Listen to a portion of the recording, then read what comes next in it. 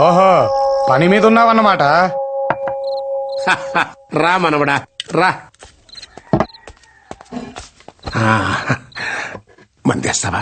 యాస్తా తాత, ఎప్పుడన్నా డిస్టర్బ్ అయినప్పుడు. నేను అంతేరా, అందుకే రోజు వేస్తా. ఏమైంది తాత? ఆస్తులు వాళ్ళతో పాటు నా కొడుకులు నన్ను కూడా పంచుకున్నారా. కోసి పంచుకోలేరుగా, అందుకనే నేను 6 నెలలు ఇక్కడ 6 నెలలు అక్కడ ఉంటా.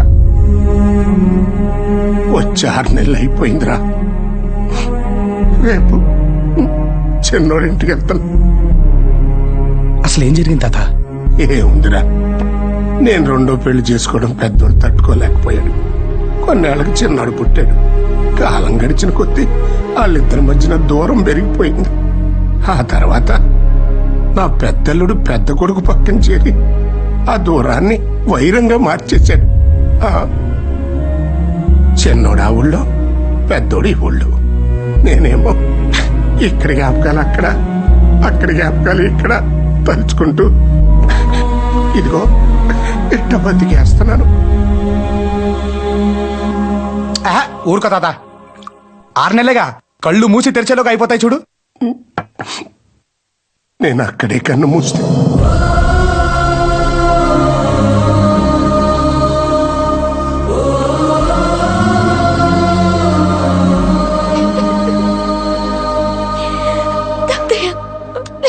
ఊరుకోమ్మా.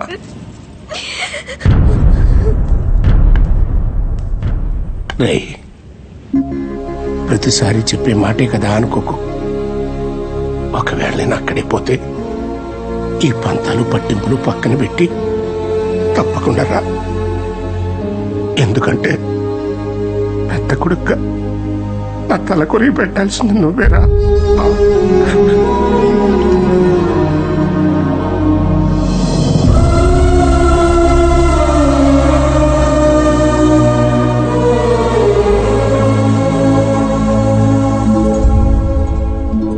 మనోడా, నువ్వేంట్రా ఇక్కడ? నన్ను ఇక్కడికి తీసుకొచ్చిందే నువ్వు తాత. నన్ను వదిలేసి వెళ్ళిపోతే ఎలా? అది కాదురా, నువ్వెప్పుడు దొరుకుతావా అని చూస్తున్నావు నా పెద్ద కొడుకు. నువ్వు ఆ ఇంటికి వచ్చావని తెలిస్తే రే అది చాలరా నేను ఇంటి నుంచి బయటికి గంటేయడానికి. అవన్నీ నాకు వదిలే తాత, నేను చూసుకుంటాను. అవును, నువ్వు ఈ 2 ఊళ్ళ మధ్య షఫ్లింగ్ కొట్టకుండా నీ 2 కొడుకులు కలిపేస్తా పోలే? అది నేను బతికుండంగా జరిగే పని కాదులేరా. జరుగుద్ది. నువ్వు నేను చెప్పినట్టు చేస్తావా? నువ్వు ఏది చెబితే దానికి సైరా మనవడా.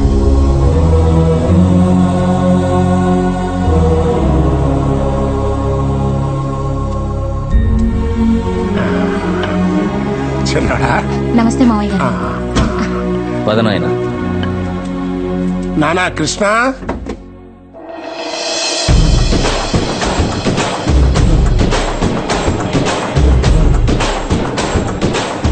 రేయ్ దొరికాడు, కట్టే రాయిని. రేయ్ వాడిని అన్న కాబోయే అల్లుడు రా. గాని కల్లుడా, గట్లయితే ఇంకో 4 ఎక్కువ తలిగిర్రా కొడుక్కి. కానీ ఈడంటే మీ అన్నకి ఇష్టం లేదురా. ఆగండ్రా. ఏమన్నావు?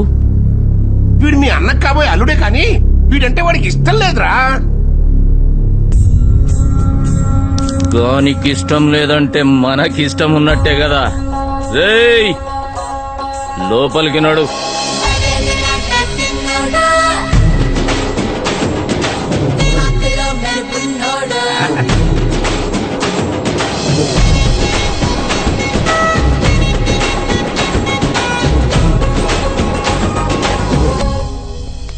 అమ్మా లక్ష్మి, మనవడా చిన్న కోడలు, తను మన పార్టీయే. ఈ 2 కుటుంబాలు ఎప్పుడు కలుస్తాయా అని ఎదురు చూస్తూ ఉంటుంది పాపం. భోజనాలు రెడీ చేస్తాను మామయ్య. ఏయ్, నువ్వు వీడికి వచ్చినవాని వానికి ఎరకనా? ఈ పాటి వాడికి తెలిసే ఉంటుందిలేరా. తెలియకపోతే నువ్వే వానికి చెప్పు వీడికి వచ్చిపోయినా అని.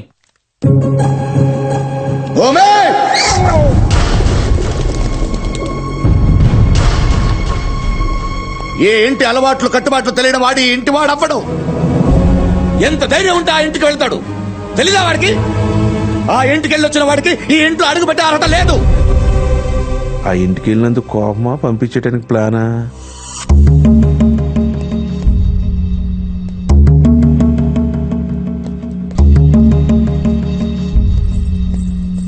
పెద్ద ఆయనకి ఛాన్స్ ఇచ్చేసాడు రా.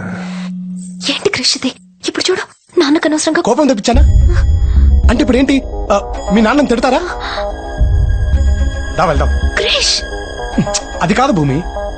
ఇప్పుడు ఈ ఇంటికి సంబంధించిన వాళ్ళు లేదా మీ నాన్నకి ఇష్టమైన వాళ్ళ ఇంటికి వెళ్తే కోపం రావాలి, కానీ నేను వెళ్తే కోపం వచ్చిందంటే ఎక్కడో మీ నాన్నకి నేనంటే ఇష్టం ఉన్నట్టే కదా.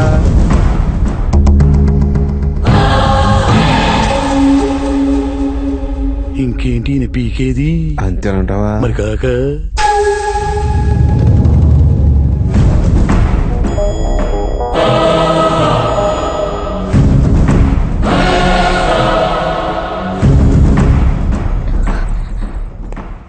అసలు అక్కడికి ఎందుకు వెళ్ళావు క్రిష్? మీ తాత కోసం. మావయ్య, ఆ కృషి గాడి ఈ దెబ్బతో ఫినిష్. వాడి బట్టలు సామాన్లు మొత్తం సర్దేశా. వాడిని ఇంట్లో నుంచి వెళ్ళకూడదు. యారా బాగా ఆశపడ్డట్టును మొత్తం సర్దేశావా? అంటే పెద్ద మావ కోపం చూసరికి ఈసారి గ్యారంటీ అనుకున్న ప్రామిస్. కావాలంటే భూమిని అడుగు. భూమి, ఈసారి నుంచి మావయ్యని ఫాలో గానే అన్నయ్య. మిమ్మల్నే ఫాలో అవుతా. ఒక్క నిమిషం టైం ఇయ్య అన్నయ్య, 2 నిమిషాల్లో మొత్తం సర్దేస్తా. థాంక్స్ అన్నయ్య. నేను చెప్తున్నాను కదక్క, ఖచ్చితంగా కృషి పడుంటాడు. నువ్వు విన్నాయినా చెప్పు, ఖచ్చితంగా ఇదే పడుంటుంది. ఏంటో తెలుగు గొడవ? అవునే, మీ లవ్ స్టోరీ ఎలా స్టార్ట్ అయింది? నాకు లవ్ స్టోరీ ఉండాలి కదా. భూమి, చెప్పవే. చెప్పు. ఆ రోజు నేను బస్ స్టాప్ లో నించున్నాను. ఆ తర్వాత అప్పుడు వర్షం పడింది కదా. ఇలాంటి సీన్ లో వర్షం పడకుండా ఎలా ఉంటుందత్త? అప్పుడు నువ్వు ఒక్కదానివే ఉన్నావా? మీలాంటి ఫ్రెండ్స్ కూడా ఉన్నారు. అప్పుడు పెద్ద కారు వచ్చాగింది, అందులో క్రిష్. వాడు గుమస్తా కూడా కన్నావు కదే? అదే, కార్ పక్కన స్కూటర్ ఉంది, దాని మీద క్రిష్. అప్పుడు చూసాడంటున్నాను. ఆ రోజు నుంచి ప్రతిరోజు బీట్లే. అది కాదే, ముందెవరు పడ్డారు? తనే పడ్డాడు. అయ్యో, పడ్డాడా? ప్రేమలో.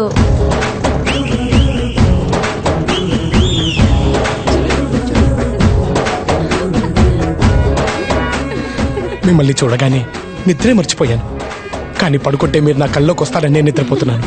చచ్చిపోదాం అనుకున్నాను. అబ్బా, కానీ మీతో కలిసి ఉండాలనే ఆశతోనే జీవిస్తున్నాను. మీరు కాదంటే ఇక్కడే నా ప్రాణాలు వదిలేస్తాను. షూర్. తర్వాత ఏం చేసావే? నా వల్ల ఒక జీవితం పోవడం దేనికని ఓకేనా సార్? ఆ తర్వాత లవ్ లో పడ్డాక ఇంకేముంటుందో నీకు తెలీదా?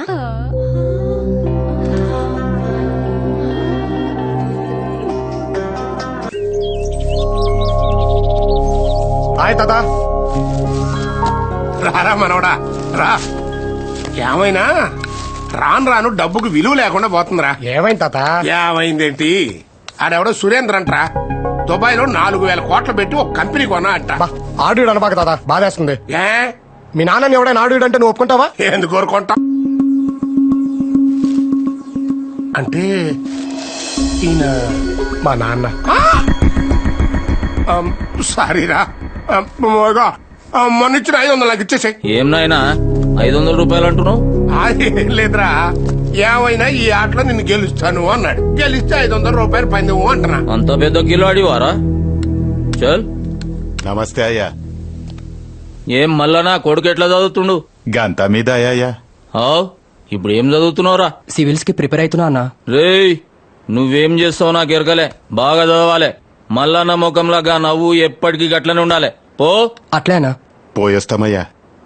మీ దగ్గర పనిచేసేవాడినే ఓ అన్నలా మీరు చూసుకుంటున్నారు. మరి మీ తోడబుట్టిన అన్నయ్య గురించి? ఏ అన్నయ్యా? తనతో పాటు ఈయన మీకు కూడా తండ్రినని అర్థం చేసుకుని ఈయన మీ దగ్గరికి పంపించిన మీ పెద్దన్నయ్య. ఎవనికి రా అన్నయ్య? ఈయనకి కొడుకు మాత్రమే. ఒకే రక్తం పంచుకు పుట్టిన చెప్పుడు మాటలు విని నాలో ఉన్నది రక్తమే కాదని నన్ను బయటకెళ్ళగొట్టిన ఆడ నా అన్నయ్య. కనుచూపు మేరలో అయిన వాళ్ళు నా అనాథలా పెరిగేటట్టు చేసిన ఆని గురించా నువ్వు మాట్లాడేది? పెద్ద కుటుంబానికి కోడలుగా వచ్చాననుకుంది, పెళ్ళే ఇంట్లో అడుగు పెట్టే ముందు హారతి ఇవ్వటానికి ఆడపడుచు కూడా లేకుండా చేసిన బండరాయాడు. బతకటానికి తోడుగా నాకు అది ఉంది, దానికి నేనున్నా. 6 నెలలకు ఒకసారి ఇంటి పెద్దగా వచ్చే మా నాయనున్నాడు, మా కండగా ఈ ఊరుంది. గద్దే!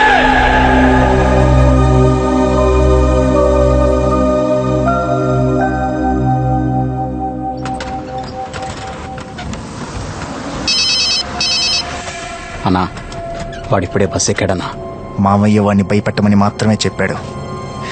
ఏ సెండ్ర నా కొడుకుని 2 ఊళ్ళ గొడవలాగుండాలి.